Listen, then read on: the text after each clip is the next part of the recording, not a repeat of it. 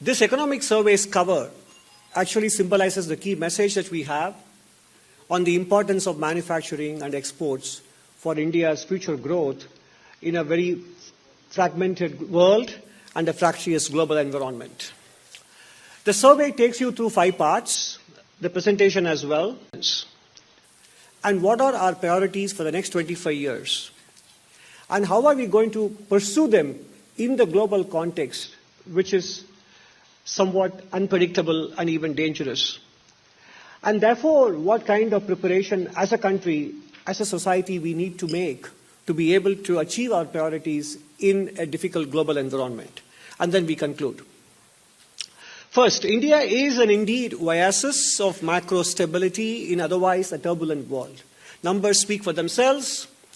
Our GDP for this financial year is estimated, this is all IMF forecast, may differ slightly from what MOSPI has told us. IMF predicts 7.3% for the year ending March 2026. We have 7.4 from MOSPI. And the fund forecasts 6.4% for the next 2 years, 26-27 and 27-28. You will hear our numbers later. But the important thing is whether it is for the current financial year or the future, our India's growth numbers stand out in comparison to any other part of the world. And that is why we call India a oasis of economic performance in the global scenario. Is confidently upgrading India's potential growth to 7% per annum from 6.5% 3 years ago. And Chapter 1 gives you details on how we managed to arrive at this positive conclusion on the back of the track record that the Indian economy and policy makers have been able to display post-COVID in particular. So India's potential growth is 7%, and that is why you saw that our GDP projection for 26-27 is between 6.8 and 7.2%. Of course, subject to geopolitical risk factors, commodity prices, etc., all of them can derail the calculations on a short-term basis. But on a sustained medium-term trend growth for the Indian economy, we believe now it is 7%.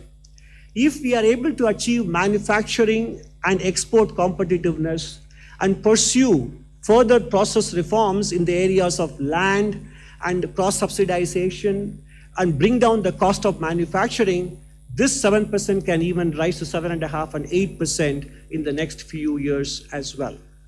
In conclusion, ladies and gentlemen, we have done well. As they say in German, wir haben gut gemacht. We are doing better post-COVID. But the world is more predictable and dangerous. We acknowledge that. We have promises to keep and miles to go before we can sleep.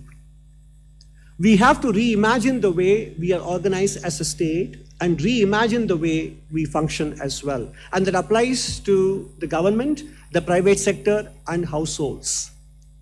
Businesses and households have to internalize their responsibilities. As a society, we have to embrace delayed gratification. Then we will become strategically indispensable.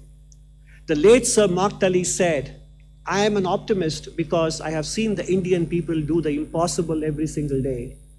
We concur with him, and as a mark of respect to him, we feel the Indian people will do the impossible every single day in the next 25 years on our way to Viksit Bharat. So I think the answer to the rupee valuation is exactly what we discussed. So the long-term answer is manufacturing, competitiveness, exports. And in the short run, some developments may not be in our control. But more importantly, the fact that the rupee is not reflecting the macro fundamentals and the sustained growth rate will definitely catch the attention of some investors, and that is when the tide will turn.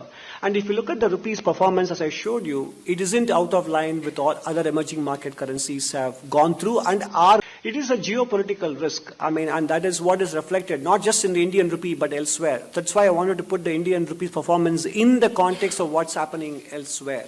So the answer to your question lies in the fact that as the currency remains weak and fundamentals continue to display strength and solidity, investors will reappraise their stance towards the currency.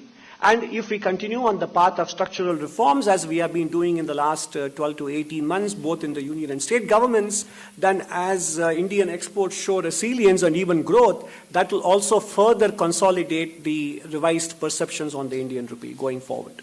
Employment conditions have improved from the year when PLFS, the Periodic Labour Force Survey, was launched. 6% was the unemployment rate then, down to 3.2% in 23-24. The PLFS used to follow a July to June cycle, and that is now becoming a calendar year-based cycle. Therefore, the data for 2025 will be released sometime in March, and that is why we are showing you 23-24 data. Female labor force participation rate is up nearly 18 percentage points, and the unemployment rate in the first 9 months of the year has been steadily declining from 5.4 down to 4.9% in the last quarter. Now, in terms of other inclusive growth parameters, apart from the macro indicators, in rural development, 81% of rural households now have access to tap water. 2.9 crore houses have been constructed and 2.76 crore property cards issued under Swamitwa. When it comes to healthcare, 14.3 crores beneficiaries registered on the UWIN portal, 42.8 crore Ayushman Bharat cards issued, 1.8 plus lakh Ayushman Arogya Mandirs operational. And we include online gaming in this because it matters for mental health. So the banning of online gaming does matter for mental health and also for your wallet's health. So that is why we included the Online Gaming Act, Regulation Act of 2025 in this category. When it comes to education, there was a concern that post-COVID, because of the school shutdown for long periods, there would be a slippage in functional literacy and numerical skills.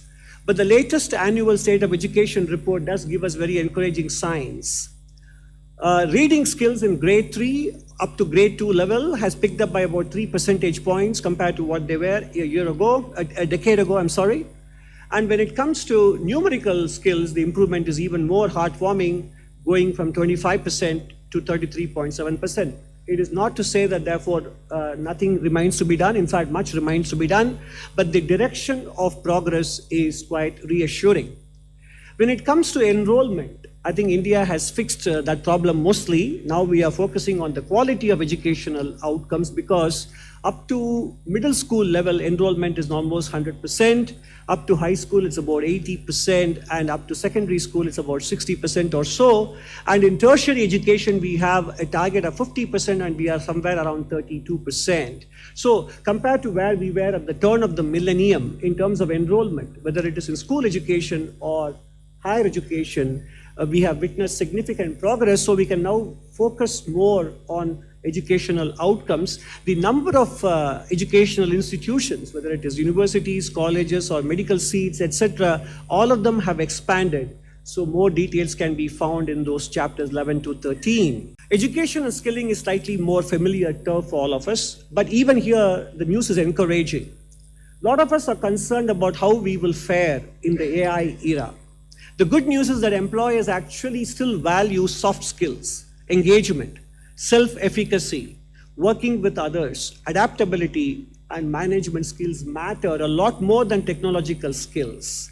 But it's important, therefore, also to prepare our youth to look at areas which are not necessarily university education driven, but could be vocational and professional skills. In other words, we have to make vocational and technical and professional skills more fashionable and respectable than we have been doing so far. And this too is a combined initiative of the industry, the private sector, households, and the government, and not just a policy matter alone. If you look at the areas which are immune to AI diffusion, these are elder care and nursing, culinary arts, advanced tool and die specialization, early special needs education, public health outreach, environmental restoration. All of them can be pursued in areas because we have shortage of skilled personnel in these areas, and they're also resistant to the diffusion of AI in terms of future employment and income earning prospects. The last economic survey had a special chapter on AI, and this survey continues that. And the issues are with respect to the following that this chapter covers: the data center resource consumption, whether it is power or water or land, the kind of financial requirements for the large language models in the current ecosystem in the Western world, and data localization for domestic value creation. Of course, the macro question of mitigating the labor market impact, navigating geopolitical constraints to hardware access, including chips, and importantly, from a geopolitical security and dependability perspective, can we continue to depend on foreign models for use in public administration and critical sectors? Of course, the government is already making its position very clear. We are going to be looking at developing local models, which are underway actually, and some of it may be rolled out in the course of the AI summit next month. But these are the various trade-offs that this chapter 14 tackles. The PLFS used to follow a July to June cycle, and that is now becoming a calendar year-based cycle. Therefore, the data for 2025 will be released sometime in March, and that is why we are showing you 23-24 data. Female labor force participation rate is up nearly 18 percentage points, and the unemployment rate in the first 9 months of the year has been steadily declining from 5.4 down to 4.9% in the last quarter. Now, in terms of other inclusive growth parameters, apart from the macro indicators, in rural development, 81% of rural households now have access to tap water. 2.9 crore houses have been constructed and 2.76 crore property cards issued under Swamitwa.